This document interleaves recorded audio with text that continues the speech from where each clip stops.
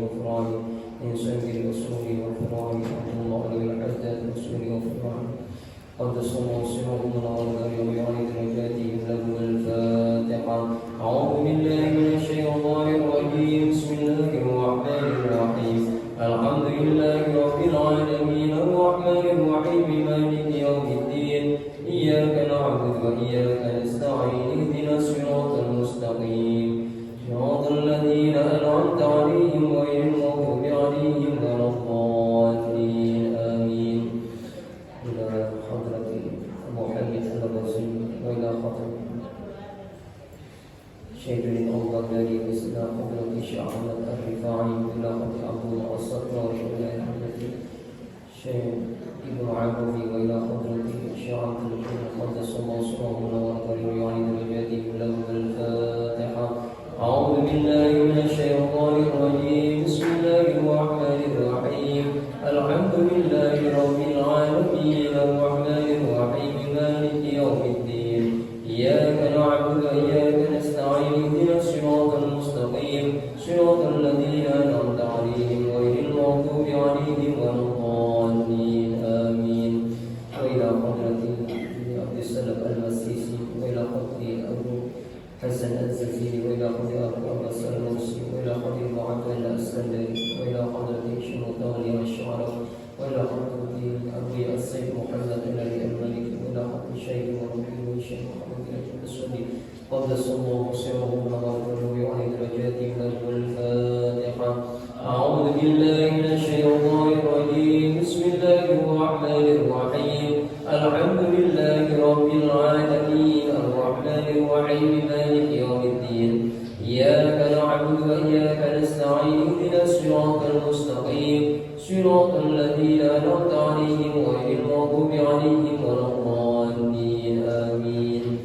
وإلى حضرة شرنا حليم إلى حضرتك هاشم أشعري وإلى حضرتك هدي ومسعود وإلى حضرتك بسر سمسون وإلى حضرتك عسى شمس العارفين وإلى حضرتك بين الصحية وإلى الكيس حد وحمدك على السجن وإلى رحمتك كحج عبد الرحمن الرحيم قدس الله سره وعلي درجاته له الفاتحة. أعوذ بالله من الشيطان الرجيم. بسم الله الرحمن الرحيم. الحمد لله رب العالمين الرحمن الرحيم مالك يوم الدين. إياك نعبد وإياك نستعين اهدنا الصراط المستقيم صراط الذين أنعمت عليهم غير المغضوب عليهم ولا الضالين آمين. يا أرحم الراحمين يا أرحم الراحمين يا أرحم الراحمين فرج على المسلمين يا أرحم الراحمين يا أرحم الراحمين يا أرحم الراحمين فرج على المسلمين يا ربنا يا كريم يا ربنا يا رحيم أنت الجواد الحليم وأنت نعم المعين يا أرحم الراحمين يا أرحم الراحمين يا أرحم الراحمين فرج على المسلمين وليس نرجو سواك فادرك إلهي درا قبل الفناء والهلاك يا عم دنيا ودين يا أرحم الراحمين يا أرحم الراحمين يا أرحم الراحمين فرج على المسلمين وما لنا ربنا سواك يا حسبنا يا ذا العلا والغنى ويا قوي يا متين يا أرحم الراحمين يا أرحم الراحمين يا أرحم الراحمين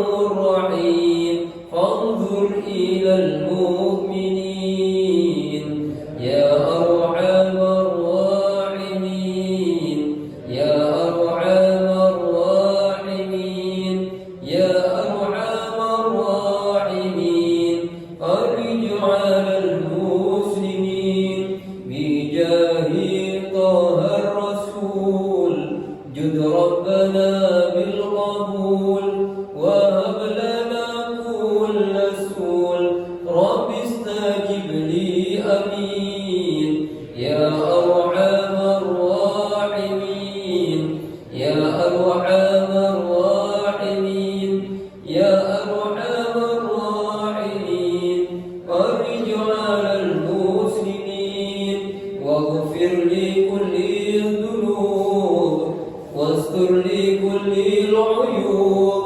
وكشف لكل الكروب واكفي أذى المؤذين يا أرحم الراحمين يا أرحم الراحمين يا أرحم الراحمين فرج على المسلمين وخطب بأحسن ختام إذا دنا الانصرام وعلى حين الحمام وزاد رشح الجبين يا أرحم الراحمين يا أرحم الراحمين يا أرحم الراحمين فرج على المسلمين ثم الصلاة والسلام على شفيع الأنام والآل نعم الكرام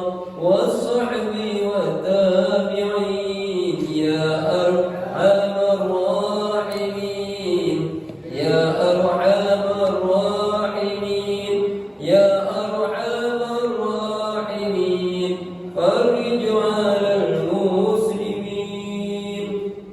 الفاتحة.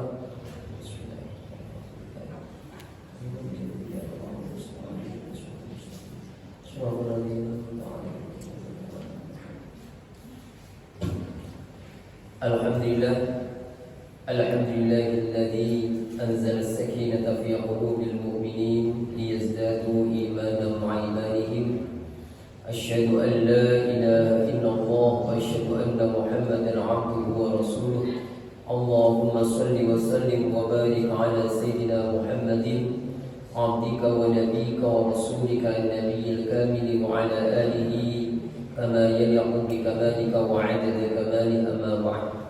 Alhamdulillah, segala puji bagi Allah yang telah memberikan rahmat, hidayah serta taufiknya kepada kita. Pada malam hari ini kita bisa kembali hadir di masjid yang kita cintai, Masjid Al-Ikhlas. Semoga berhimpunnya kita di masjid ini bisa mengundang keberkahan dari Allah Subhanahu wa Ta'ala, diberkahi usianya, diberkahi rezekinya, diberkahi keluarganya, diberkahi ilmunya serta diberkahi ibadahnya. Ala hadhihi niyah wa kulli niyatin salihah. Al-Fatihah.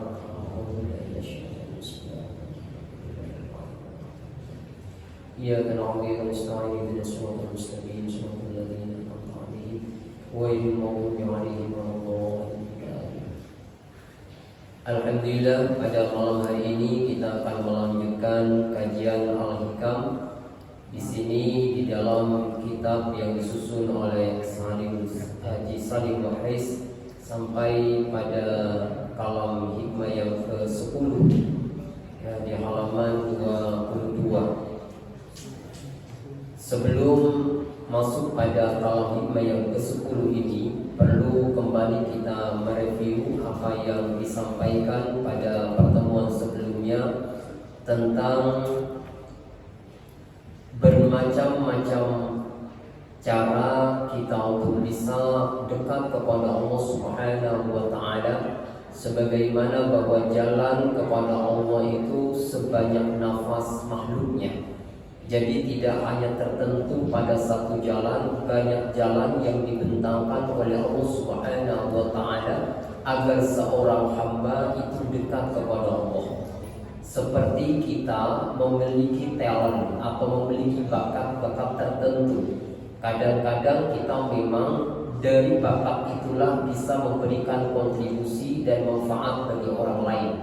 Dan kita memiliki bakat tertentu untuk membawa kita dekat kepada Allah Subhanahu wa Ta'ala. Kemarin kita jelaskan ada namanya dalam bahasa Sanskerta itu disebut dengan jnana yoga.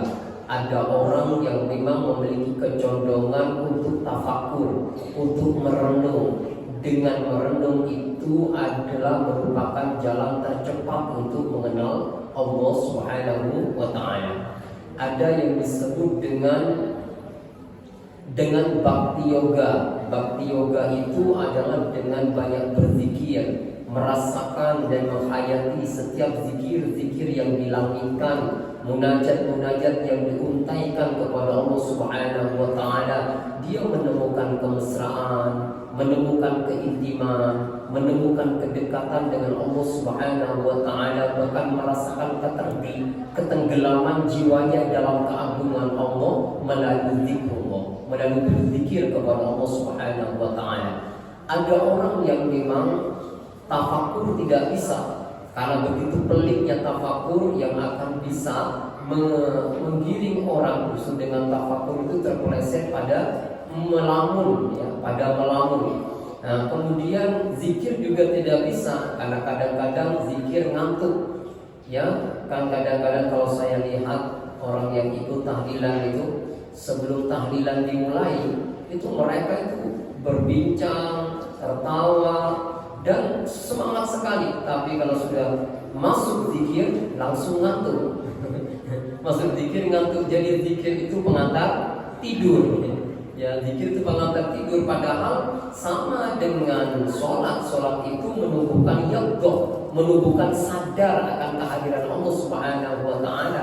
Bahkan ada sebagian ulama mengatakan bahwa orang yang zikir dalam keadaan ngantuk apalagi tertidur itu sebenarnya makruh. Ya, makruh. Artinya apa? Dia kok disuruh ingat Allah tapi malah lalai kepada Allah Subhanahu wa Ta'ala. Kemudian kalau tafakur dan zikir juga tidak bisa ditempuhnya secara intens, maka Allah Subhanahu wa Ta'ala membentangkan yang ketiga, yakni melalui jalan namanya tasyakur. Jalan tasyakur itu adalah melalui jalan khidmat, melayani orang lain, berbakti kepada Allah dengan melayani sesama. Seorang suami fokus melayani istri dengan sebaik-baiknya pelayanan, seorang istri fokus melayani suami dengan sebaik-baik pelayanan. Ya, di kita sebagai warga masyarakat, kita selalu berusaha untuk memberikan pelayanan yang terbaik kepada setiap orang yang berinteraksi dengan kita. Itu juga adalah jalan yang dibentangkan oleh Allah Subhanahu wa Ta'ala. Seperti yang saya kisahkan kemarin tentang Ibrahim Al-Adham, bagaimana beliau bisa mencapai maqam kewalian karena beliau telah mencopot dan melepaskan semua kebanggaan-kebanggaan yang menempel pada dirinya. Bahkan bukan hanya kebanggaan-kebanggaan yang menempel pada dirinya yang dia lepaskan, bahkan dirinya sendiri dilepaskan ketika ada seorang wanita bersama anaknya yang yatim itu membutuhkan uang, lalu kemudian Ibrahim Al-Adham itu ya menyerahkan, meminta kepada ibunya untuk mengantarkan kepada orang yang paling kaya di negeri itu. Dan setelah tiba pada orang kaya itu, dia menjual dirinya dan hasil dari penjualan itu diberikan kepada ibunya. Artinya apa? Dia ini lebih mementingkan orang lain bahkan ketimbang dirinya. Dan orang yang mementingkan orang lain ketimbang dirinya, mungkin dia sudah mati dari dirinya, tapi dia hidup di hati setiap orang yang menjumpainya. Coba sekarang, Ibrahim Al-Adham itu adalah seorang pangeran dari Balkan, dan dia kemudian memutuskan diri untuk masuk ke dalam wilayah Darwis, pelayanan terdekat kepada Allah Subhanahu wa Ta'ala. Seluruh kekayaannya dia bagikan kepada orang-orang miskin. Ya, lalu kemudian sekarang dia sudah melepaskan semua itu, sampai hari ini beliau dikenal. Bahkan di dalam buku Robert Frager itu, seorang sufi dari Amerika itu mengarang buku obrolan sufi dan mengarang buku tentang psikologi tasawuf, yaitu disebut dengan bahwa ada namanya psikologi transpersonal yang itu mendekat kepada wilayah spiritual. Robert Fleger ini lebih banyak mengungkap tentang kisah-kisah Ibrahim Al-Adham, ya. Ibrahim Al-Adham yang telah melepaskan semuanya sampai hari ini terkenal. Lalu kita tidak pernah mengenal siapa kiranya yang menjadi pengganti Ibrahim Al-Adham di kerajaannya. Misalnya seperti Sunan Kalijaga. Sunan Kalijaga itu adalah putra seorang raja, ya, seorang adipati, dan dia kemudian keluar dari situ untuk bisa memberikan pelayanan kepada umat, mendekat kepada Allah Subhanahu wa Ta'ala. Sampai hari ini Sunan Kalijaga itu tetap dikenal oleh umat, sementara penggantinya mungkin adiknya tidak ada yang kenal sama sekali. Itu kenapa? Karena dia hidup mati dari dirinya dan hidup untuk umat, sehingga kemudian di hati umat mereka hidup meskipun beliau sudah tidak ada dan meninggalkan kita. Itulah para wali. Para wali itu sudah melepaskan dirinya dan hidupnya dipersembahkan untuk umat. Makanya Sayyidul Qaum khadimuhum, bahwa pemimpin dari suatu kaum adalah pelayan dari kaum tersebut. Maka kata guru saya bahwa khidmah, pelayanan itu jalan terpendek menuju Allah Subhanahu wa Ta'ala. Jadi jalan terpendek menuju Allah, jalan cepat menuju Allah, itulah pelayanan. Kemudian kita akan lanjutkan berikutnya, bahwa dengan bermacam-macam jalan itu sebenarnya ada energi yang tidak boleh dilupakan. Jalan-jalan itu nanti akan dijelaskan hanya sekedar kerangka, tapi yang penting dari kerangka itu adalah ruhnya. Sehingga kemudian amal yang kita lakukan itu hidup, karena Allah Subhanahu wa Ta'ala hanya menerima amal yang hidup. Ya, kita akan bahas ini. Qala musannif rahimahullahu ta'ala wa nafa'ana bihi wa amaddana bi asrarihi wa afadha 'alaina min barakatihi wa anwarihi fid darain, amin, Allahumma amin.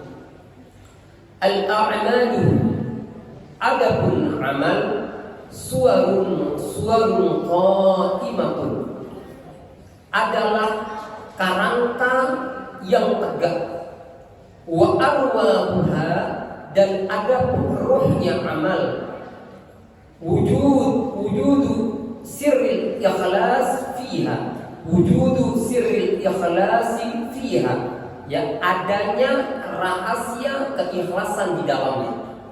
Jadi manusia itu memiliki jasad dan memiliki roh. Amal itu seperti jasad, sementara rohnya itu adalah ikhlas.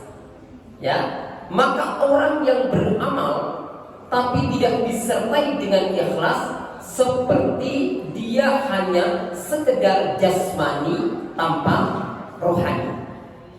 Atau kata guru saya seperti zombie. Zombie itu dia bergerak hidup tapi sebenarnya dia mati. Sekarang ini banyak amal, banyak perkataan-perkataan yang bagus, tetapi sesungguhnya dari sisi dirinya itu tidak memiliki nilai pahala sama sekali. Siapa yang beramal tapi tidak mendapatkan pahala dari amal yang dilakukan itu namanya sekarang AI, artificial intelligence, itu yang sekarang sedang viral. Kalau kita sedang WA-an gitu, dia kita omelin, itu dia sabar. Dia sabar, lebih sabar daripada manusia. Dia bisa menjawab setiap pertanyaan, tapi dia tidak punya kesadaran tentang dirinya sendiri. Maka meskipun dia telah melakukan banyak perkataan-perkataan baik, zikir-zikir yang baik dia lakukan, dia tidak akan pernah mendapatkan pahala. Dia sendiri tidak memiliki kesadaran. Dan ikhlas itu timbul dari kesadaran diri sebagai hamba Allah Subhanahu wa Ta'ala. Jadi jangan sampai amal-amal kita seperti amalnya AI ini, artificial intelligence ini. Yang kita ini manusia sebagai makhluk jasmani sekaligus makhluk rohani yang memiliki kesadaran siapa dirinya dan siapa Tuhannya, gitu ya. Nah, ikhlas ini kata Kiai Haji Sholeh Darat itu menjadi sangat penting karena ini yang diterima oleh Allah Subhanahu wa taala. Coba dalam Al-Qur'an Allah berfirman, "Wa ma khalaqtul jinna wal insa illa liya'budun." Tidak diciptakan jin dan manusia kecuali menyembah Allah. Yang dalam bahasa Ibnu Abbas ya'rifun, untuk mengenal Allah. Tetapi ingat, menyembah di sini bukan berhenti pada menyembah. Menyembah seperti apa yang dimaksud, yang dituju oleh Allah Subhanahu wa taala. Maka kemudian dijelaskan dalam surat Al-Bayyinah, "Wa ma umiru illa liya'budullaha mukhlishina lahud-din hunafa'a wa yuqimunas shalah wa yu'tunaz zakah wa dzalika dinul qayyim." Ya. Jadi kita diperintahkan untuk beribadah dengan ikhlas karena Allah Subhanahu wa taala. Maka inilah yang dijelaskan oleh Ar-Raniri di dalam kitabnya Syarah Al-Hikam ini. Di dalam Al-Quran, di dalam pembukaan Al-Quran surat Al-Fatihah, kita selalu mengulang iyyaka na'budu wa iyyaka nasta'in. Iyyaka na'budu ini hanya menjadikan Allah satu-satunya sesembahan. Satu-satunya yang kita sembah hanyalah Allah Subhanahu wa ta'ala. Dia menjadikan Allah sebagai tujuan penyembahannya, sudah hilang syirik, khafi asir jali dari dalam dirinya. Tidak ada yang disembah oleh dirinya kecuali Allah Subhanahu wa ta'ala. Mungkin saja dalam menyembah itu sudah tulus, sudah tidak ada lagi namanya riya, tidak ada ujub di dalam penyembahan kepada Allah Subhanahu wa taala. Tetapi kita dalam konteks ini belum selamat. Belum selamat. Kenapa? Karena kadang-kadang setelah itu kita menjadikan sebagai tujuan itu adalah surga dan terhindar dari neraka. Ingat, konsep pertama di dalam beribadah, la ilaha illallah. Tidak ada Tuhan selain Allah. Ilah ay ma'bud, ilah ay mahbub, ilah ay maksud. Pertama, bahwa ilah itu artinya adalah al-ma'bud, yang disembah. Al-ma'bud itu apa maksudnya? Al-maksud, yang dituju. Ya, kenapa dia yang dituju? Karena dia al-mahbub, karena dia yang dicintai. Jadi ilah itu adalah al-ma'bud, al-mahbub, al-maksud. Itu pemahaman ilah. Jadi kalau misalnya kita menjadikan maksud dari ibadah kita selain Allah, berarti la ilaha illallah belum tertahqiq, belum yang sebenarnya. Jadi ketika kita mengucapkan la ilaha illallah, berarti tidak ada Tuhan yang disembah, tidak ada Tuhan yang dicintai, tidak ada Tuhan yang dituju kecuali Allah Subhanahu wa ta'ala. Lalu bagaimana dengan orang ketika dia menyembah Allah tapi tujuannya masuk surga?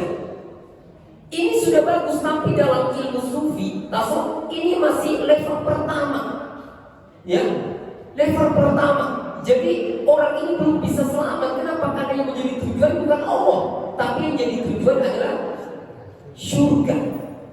Bukan berarti umat Islam tidak mau masuk surga, bukan berarti saya menganjurkan nggak usah masuk surga, tidak. Kita masuk surga, tapi tujuannya bukan surga. Yang menjadi tujuan oleh kita adalah pemilik surga. Ilahi anta maqsudi wa ridhaka maqlubi. Ya, bahwa ilahi, wahai Tuhanku, anta maksudi, engkaulah maksud dan tujuanku, wa ridhoka matlubi, dan ridhamu yang kami cari. Dulu saya pernah menjelaskan melalui majlis ini ada namanya al-maw'ud dan al-maksud. Al-maw'ud itu yang dijanjikan, al-maksud itu yang dituju. Al-maw'ud itu Allah janjikan surga, Allah janjikan bidadari, Allah janjikan minuman-minuman yang lezat di surga. Itu janji Allah, itu tidak perlu dipikirkan. Yang kita fokus bukan janji Allah. Kenapa? Karena Allah sendiri innaka la tukhliful mi'ad. Sesungguhnya engkau ya Allah tidak pernah menyalahi janji. Fokus kita adalah Allah, ridhonya Allah Subhanahu wa ta'ala. Karena kalau Allah sudah ridho kepada kita, bukan hanya dunia yang akan diberikan kepada kita, bukan hanya surga yang akan diberikan kepada kita, bahkan Allah Subhanahu wa ta'ala datang akan selalu dekat dengan kita, yang disebut di dalam Al-Quran jannati. Ya ayyatuhan nafsul mutmainnah irji'i ila rabbiki radiyatan mardiyah fadkhuli fi ibadi wadkhuli jannati. Para ulama mengatakan jannati ini bukan surga zahir yang nanti kita nikmati di akhirat, tapi jannati ini kedekatan dengan Allah Subhanahu wa ta'ala. Kedekatan dengan Allah. Nah, ini yang pertama. Yang pertama itu dia beribadah, tapi tujuannya untuk mendapatkan surga. Kemudian yang kedua, kata Kiai Soleh Darat, ada namanya ikhlas sebagai muhibbin. Ya, ikhlas sebagai muhibbin. Siapa muhibbin ini? Muhibbin ini orang yang hatinya sudah diliputi cinta kepada Allah Subhanahu wa ta'ala. Orang ini sudah tidak lagi menjadikan surga sebagai tujuan.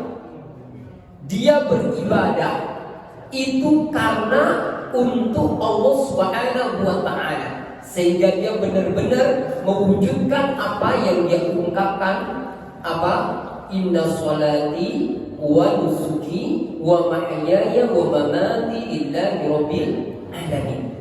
Jadi dia benar-benar yang jadi tujuan itu adalah Allah. Itulah yang disampaikan Rabi'ah al-Adawiyah.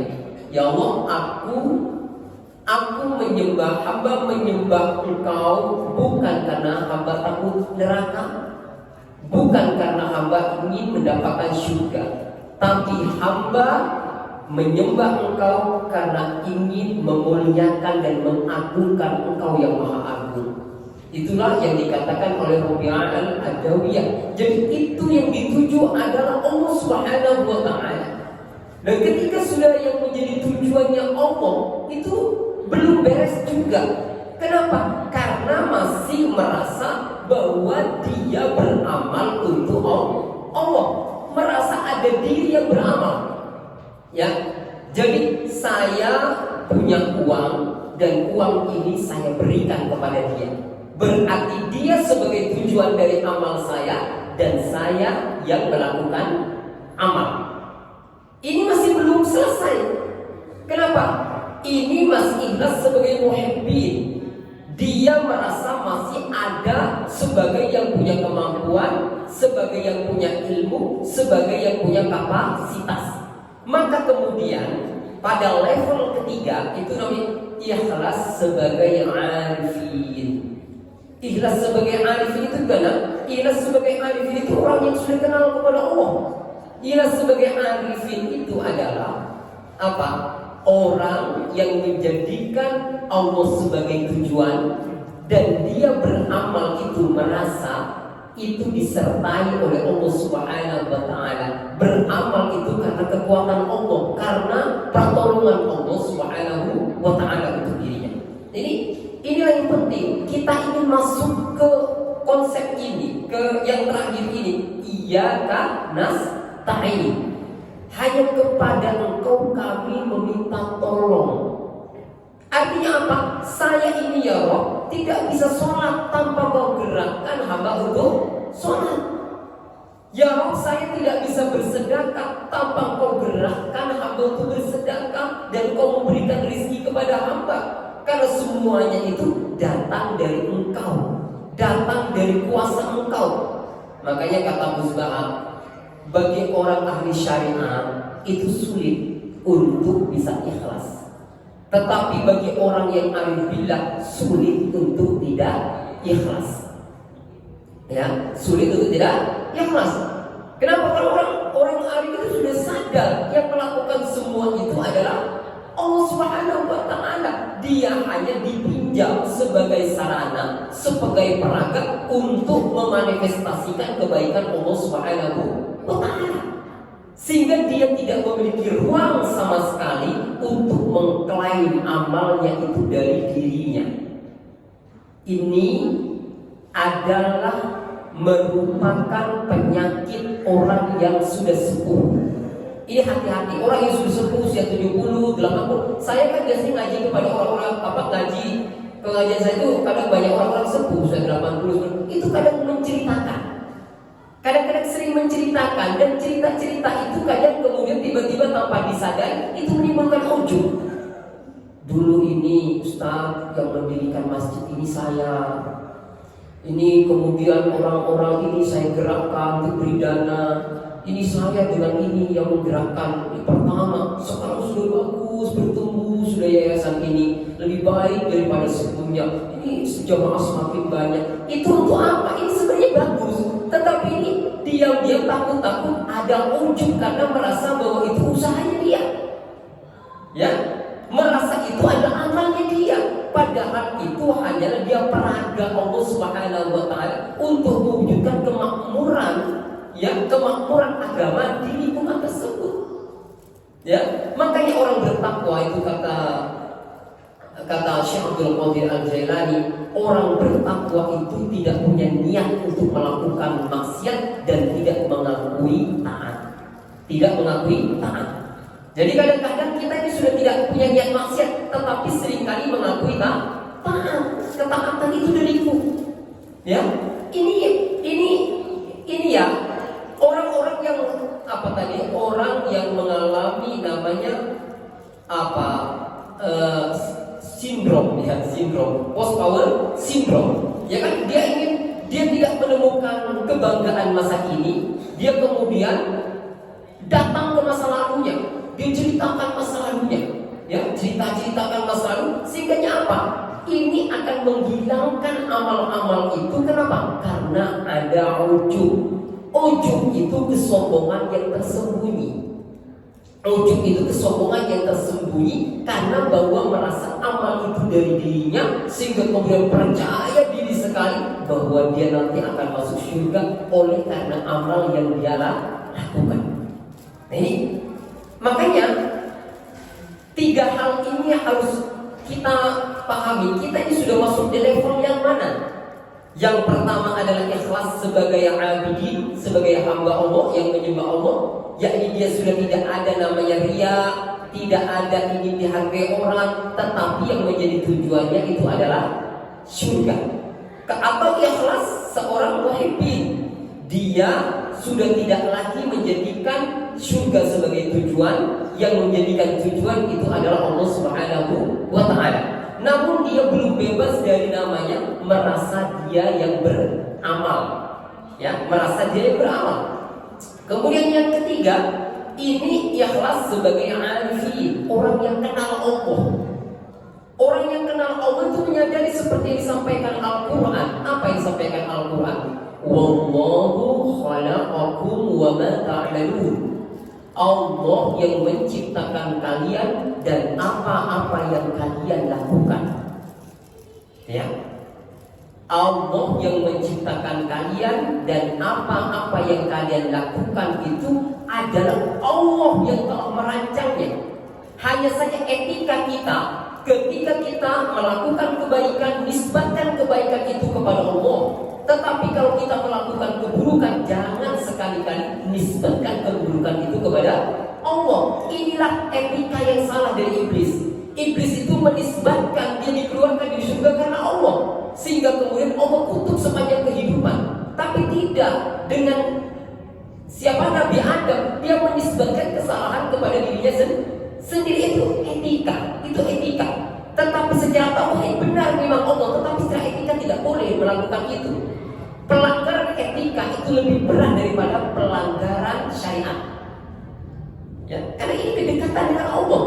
Soal akhlak dengan Allah Subhanahu wa taala. Makanya Allah menyampaikan ma asaba min hasanatin fa min Allah wa ma asabaka min sayyi'atin fa min nafsi.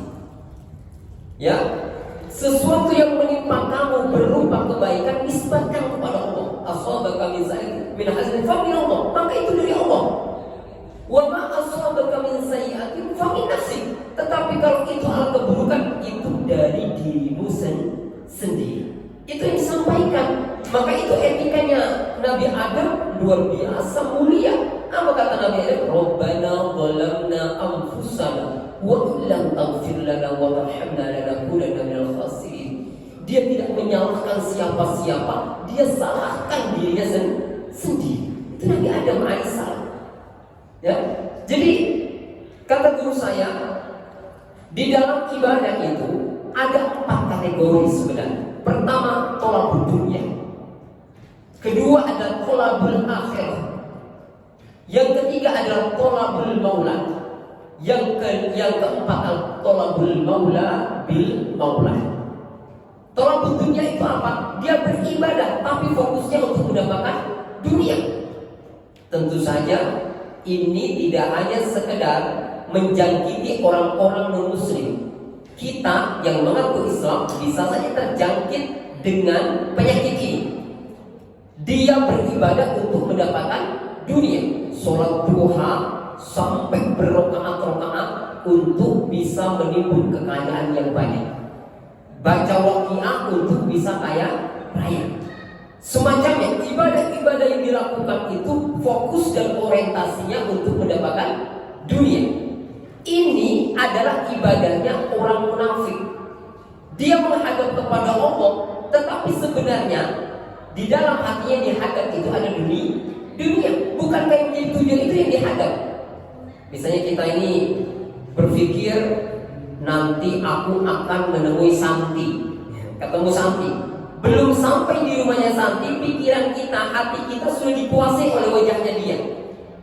Jadi yang dijadikan tujuan itu yang dihadap. Pasti tidak, misalnya kita sudah ketemu datang ke rumah Santi yang menemui bibinya. Meskipun bibinya menemui, wajah kita menghadap kepada bibinya, tapi hati kita tetap menghadap Santi yang kita cari. Jadi yang kita cari, yang kita tuju itu yang kita hadap.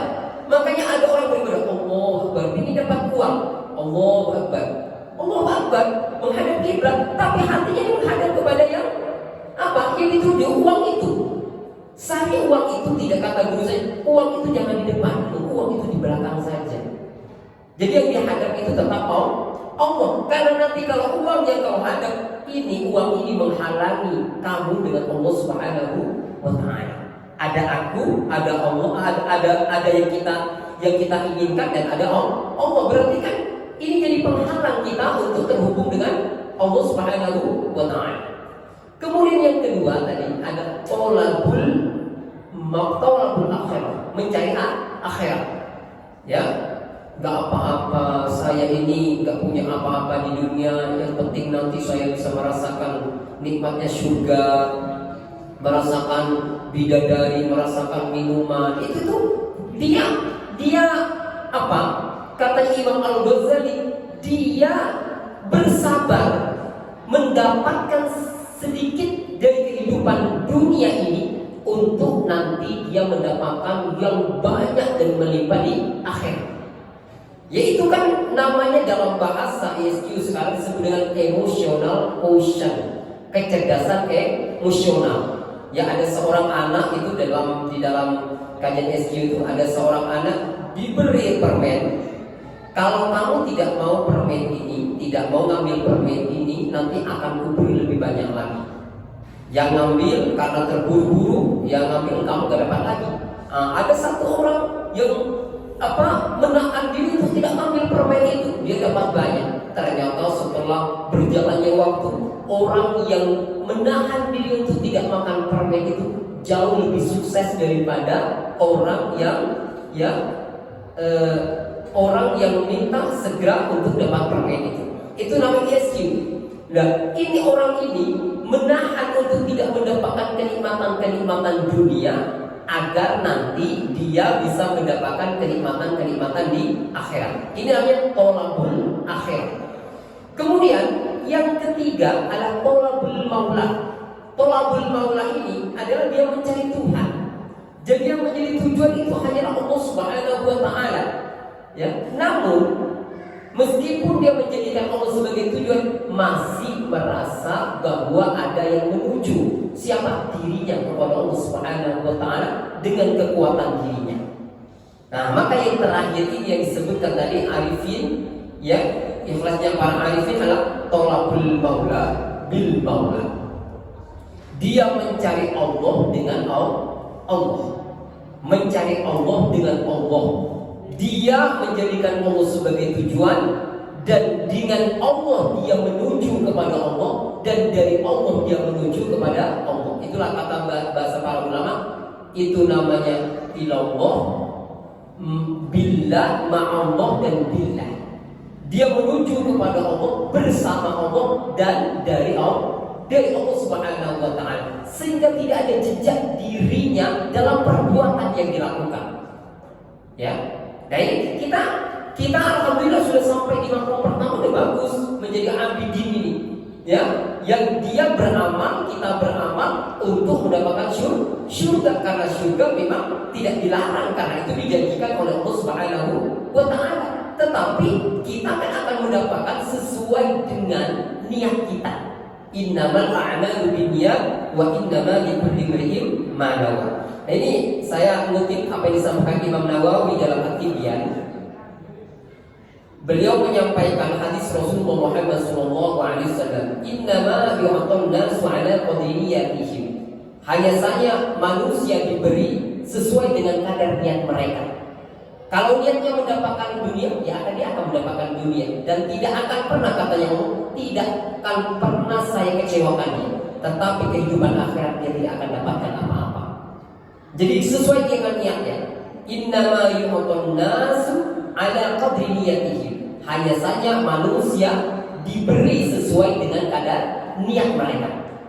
Nah, kemudian ketika bicara tentang niat ikhlas ini, apa kata Syekh Imam Nawawi? Mengatakan al-ikhlas istiwa'u af'al 'abdi fid dhahir wal batin. Ikhlas itu sama perbuatan seorang hamba, baik secara zahir ataupun batin. Zahirnya menghadap kepada Allah, kepada Rabb hadzal bait, kepada Ka'bah, hatinya juga menghadap kepada Allah. Jangan zahirnya menghadap kepada Allah, tapi batinnya menghadap kepada dunia. Jadi namanya ikhlas itu istiwa, dari kata sawa, dari kata sawa, kemudian istawa itu ifta'ala, dari fa'ala ifta'ala, istiwa. Istiwa itu sama perbuatan seorang hamba, baik zahir ataupun batin, tidak ada yang selisih. Namanya manusia yang punya integritas. Kemudian di sini disebutkan salah satu min alamatil ikhlas. Tiga dari tanda-tanda keikhlasan. Apa itu? Istiwa'ul madah wal dhamm min al-'ammah. Sama bagi dia dipuji atau dicaci di depan umum, bagi dia sama saja. Itu namanya ikhlas. Jadi kalau dicaci kita sakit hati, kalau dipuji kita mengembang, berarti belum ikhlas. Jadi ciri orang ikhlas itu katanya istiwa'ul madahi wal dhammi min al-'amal. Sama saja dipuji atau dicaci di depan umum, bagi dia sama saja.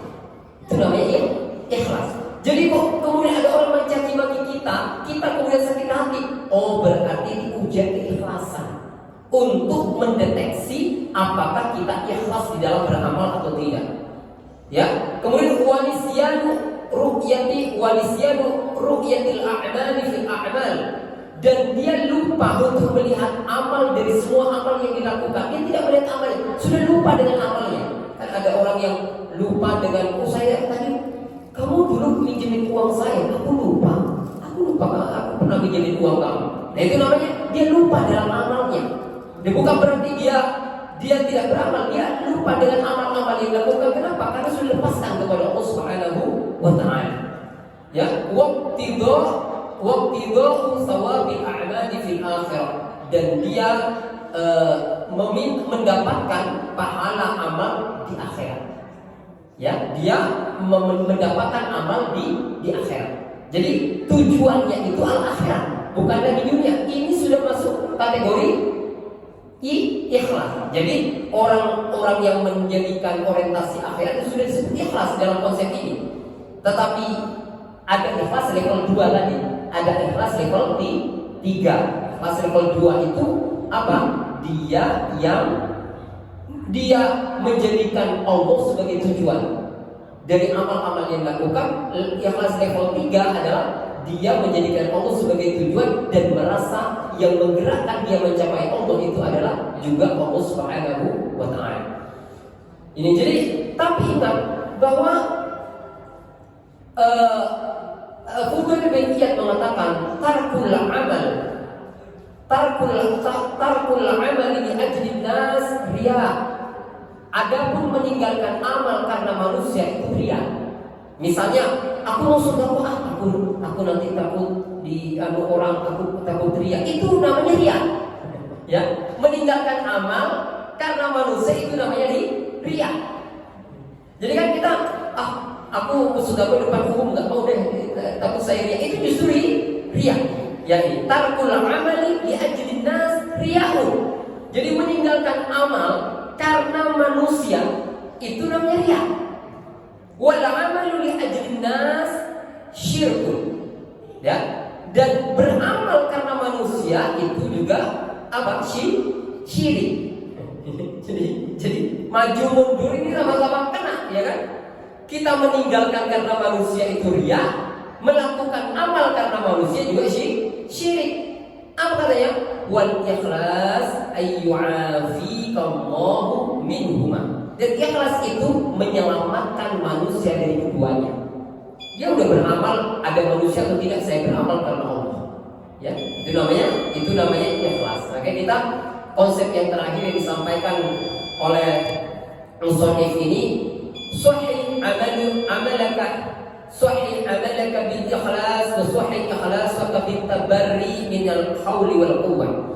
Perbaiki amalmu dengan ikhlas dan perbaiki ikhlasmu dengan melepaskan hauli, yakni daya dan kekuatannya. Ya, itu semua dari Allah. Kalau kata guru saya, perbaiki amalmu dengan ikhlas. Perbaiki ikhlasmu dengan la haula wala quwwata illa billah. Ya, perbaiki amalmu dengan ikhlas, perbaiki ikhlasmu dengan la haula wala quwwata illa billahil aliyyil azim. Semoga kita semua Allah jadikan sebagai orang-orang yang ikhlas dalam beramal, sehingga amal-amal yang kita lakukan membekaskan nutrisi, memberikan gizi ke dalam batin kita. Semakin kita menemukan zauq atau rasa dari beragama ini, karena orang yang ikhlas itu akan merasakan rasanya agama, insya Allah. Demikian dari saya, semoga yang sedikit ini bermanfaat bagi kita semua. Wassalamualaikum warahmatullahi wabarakatuh.